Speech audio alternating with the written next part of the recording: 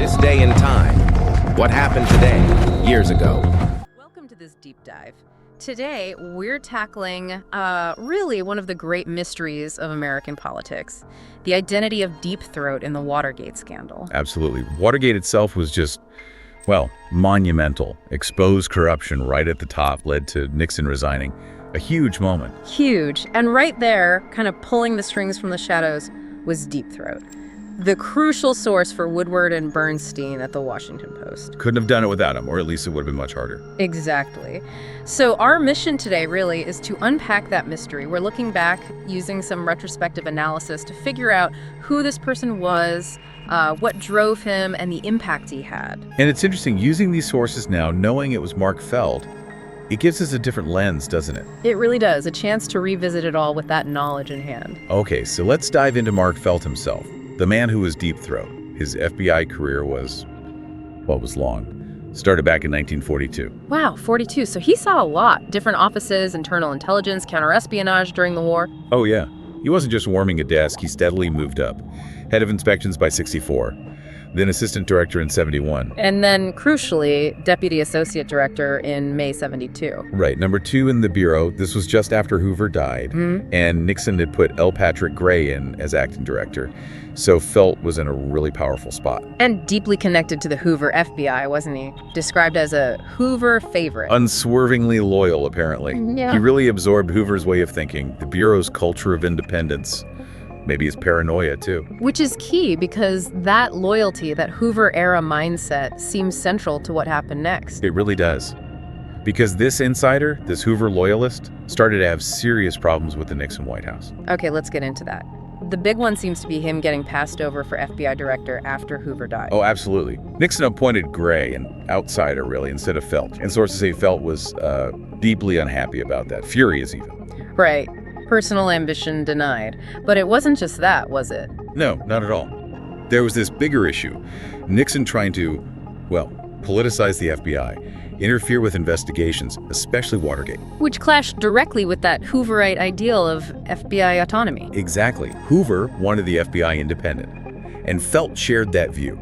They saw Nixon's moves as a political attack, trying to use the Bureau for his own gain. So Felt's identity as a man of Hoover is kind of critical here. His loyalty wasn't necessarily to Nixon, but to the institution of the FBI as he saw it. Precisely. Appointing Gray, messing with the Watergate probe. To Felt, that probably felt like a direct threat to the FBI's integrity, the very thing he'd spent his career upholding. So the leaks, his actions as Deep Throat, you could see them partly as defending the FBI's turf, right? Pushing back against political control. That's a very strong interpretation, yes. Defending the Bureau's traditional role. But let's not forget the personal angle, being passed over for director. How much do you think that, personal slight fueled his actions? It's hard to untangle, isn't it? I mean, leaking information that damages Gray and the White House, that serves both his idea of institutional righteousness and potentially clears a path for himself. Right, he wanted the top job, he was angry he didn't get it, so maybe leaking was a way to undermine Gray, make himself look like the reliable choice. That's definitely a theory supported by the sources. While Felt later talked about the rule of law, you can't ignore the potent mix of personal ambition and institutional loyalty. It makes his motivations really complex, not just a simple whistleblower. Definitely not simple. Okay, so bearing those mixed motives in mind, the anger, protecting the FBI, maybe duty, maybe ambition, let's look at how Deep Throat actually operated. Right. The scandal kicks off June 72, the DNC break-in at the Watergate complex.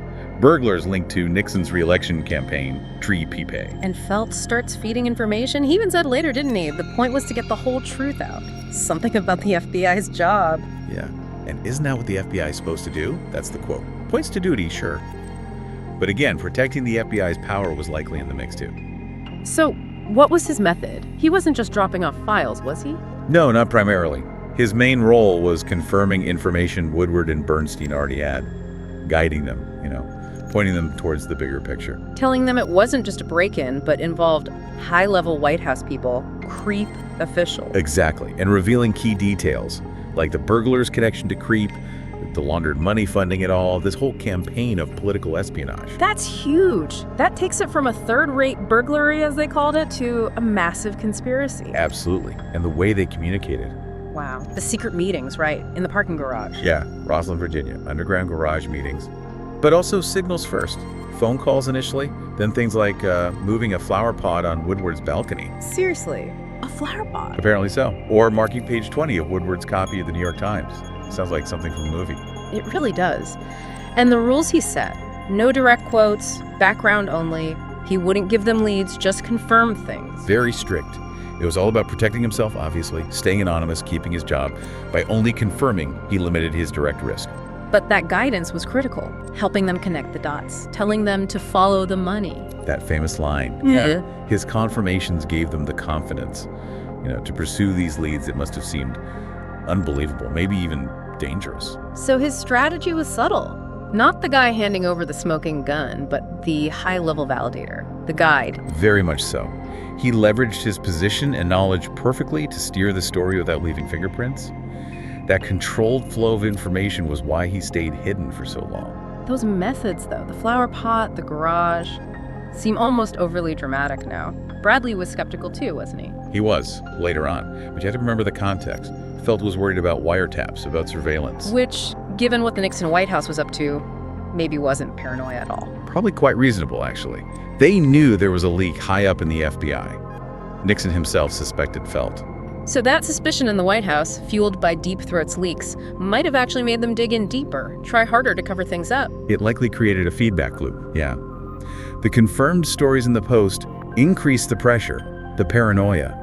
Instead of coming clean, they doubled down on obstruction, abuse of power. Which just created more evidence against them. Exactly. So, ironically, Deep Throat's effectiveness in exposing the cover-up might have pushed the White House into actions that ultimately guaranteed Nixon's downfall. Wow.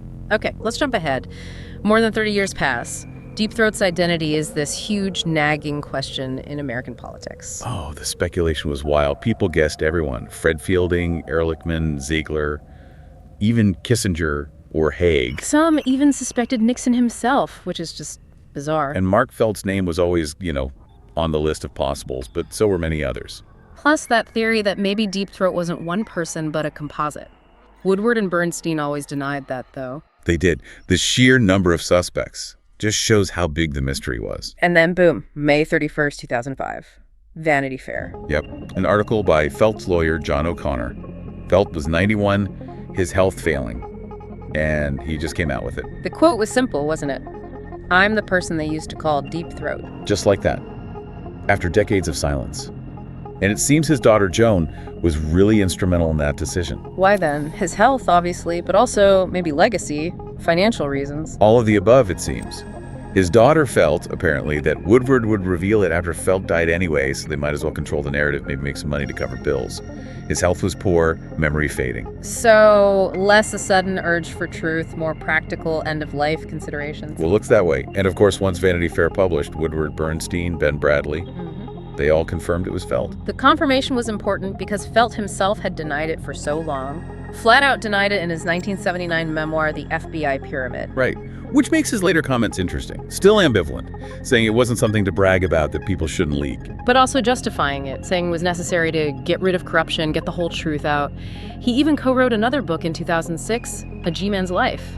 Trying to tell his side, maybe. That long denial really complicates things, doesn't it? How reliable are people's accounts of their own controversial actions years later? Especially when the admission comes under pressure due to age, health, family. Exactly. It doesn't mean he wasn't Deep Throat, obviously, but it adds layers to how we understand his choices and his public story over time. Narratives can change. And think about the impact of that 30-year mystery. America was obsessed. Deep Throat became this almost mythical figure. Absolutely. He wasn't just an informant, he was a legend. Right. One of the biggest mysteries, a long-running journalistic secret. So when the reveal finally happened in 2005, it was massive. Bigger news than if we'd known all along. For sure. It brought Watergate roaring back into the public consciousness, reignited all those debates about whistleblowing, secrets, power. Okay, so the reveal happens. What was the immediate reaction? Woodward and Bernstein confirmed it, but seemed a bit wary. They were surprised by the timing. Yeah. And they did express concern that the whole mystery aspect might make people overestimate Felt's specific role compared to other factors. And Ben Bradley. He confirmed it too, acknowledged the info was solid. And interestingly, he reflected on not pushing Woodward harder back in the day, to name the source. Said he might act differently now. And the public, divided, I imagine. Completely. Hero to some, traitor to others. Big media splash, lots of debate. So Felt's legacy, still debated then. Hero, traitor, or just complicated? Very much debated. Supporters say he exposed corruption, defended democracy, risked everything for the truth, essential for holding Nixon accountable. Critics say he betrayed his oath, leaked sensitive info, maybe acted out of personal spite or ambition because he didn't get the director job, undermining Gray. And many land somewhere in the middle, acknowledging the complexity, not purely good or purely bad. And ethically, the whole case became huge for journalism, right? Protecting anonymous sources. A classic case study. That tension between the promise you make to a source and the public's potential right to know who's providing information, what their motives are. It highlights how crucial anonymous sources can be for investigative journalism, for accountability. Also the risk, right? The potential for sources to manipulate the press. It's a constant tightrope walk. Knowing it was Felt also changed the historical picture slightly, didn't it? Showed the internal resistance within the FBI to Nixon. Definitely. It wasn't just reporters versus the White House. It grounded the story in a real person, Felt, with his specific career, his grievances, his loyalty to the FBI as he saw it. So it reinforced that Watergate involved whistleblowing from deep inside the system. Exactly. And revealing Felt didn't settle the debate, it just refocused it. Before 2005, Deep Throat was a symbol. After 2005, he was Mark Felt. A real guy with a known past, including some controversial FBI actions unrelated to Watergate, like illegal break-ins he was later convicted for, then pardoned. Right, so critics could point to his ambition, his potential resentment, his history. Defenders could point to his institutional loyalty, his courage in leaking. The debate became about him, the complex, flawed human. Is there a risk, though, that focusing so much on who is Deep Throat for 30 years kind of overshadowed everything else that brought Nixon down? That's a real concern. Woodward and Bernstein themselves mentioned it. The mystery was so compelling. Like a movie plot. Exactly. Amplified by the book, the film, it could make it seem like Deep Throat was the only reason Watergate unraveled. When in reality, there were the tapes, Congress, the courts. Crucial elements. The Supreme Court decision on the tapes, the House Judiciary Committee's impeachment process. Deep Throat was vital, especially early on, but not the whole story. So yes, the intense focus risked simplifying a much broader historical process. So wrapping this up, the Mark Felt story, the Deep Throat story, it feels like a lasting lesson about whistleblowing itself. I think so. It shows that whistleblowers are rarely simple figures. Motivations are mixed, actions can be ethically gray, but the impact can be immense. Felt embodies that, doesn't he? High-ranking official, breaks the rules, debated motives, loyalty, ambition, justice, and the consequences were world-changing. Nixon resigned. And the fact we're still debating his legacy shows how society struggles with these figures. When is leaking justified? How should we view people who break ranks? His story isn't just about Watergate, then. It's about those fundamental choices people face when they have damaging information about the powerful. When do you speak out? How?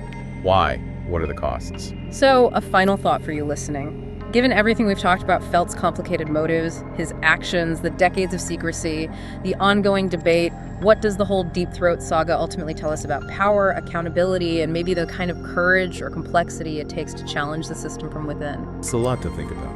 The nature of truth, loyalty, and dissent in a democracy.